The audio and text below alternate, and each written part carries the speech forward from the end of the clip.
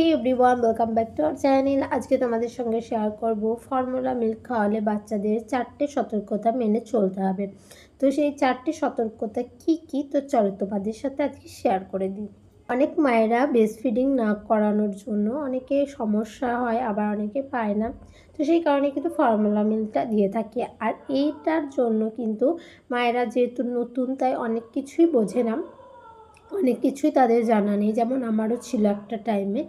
তো তোমাদেরকে আমি তোমাদেরকে আজকে সাজেস্ট করব যে 4টে জিনিস খুবই সতর্কতা নিয়ম মেনে চলতে হবে, যাতে বাচ্চাদের জন্য ভালো হয়। তো চলো আমি এক এক করে বলে দিই সেগুলো কি কি।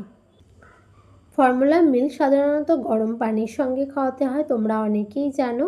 তো গরম পানিটা একদম হালকা গরম, কুসুম গরম পানির সঙ্গে খাওয়ানো যাবে।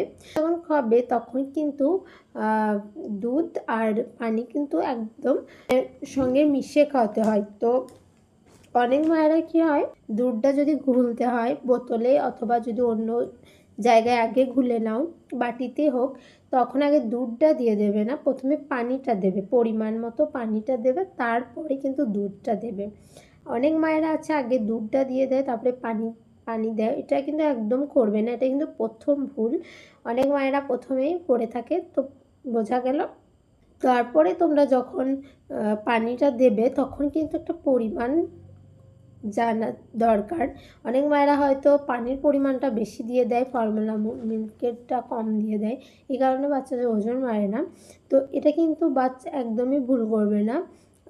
পানিটা যদি তোমরা 30 ml দাও তাহলে কিন্তু 1 চামচ দুধ লাগবে।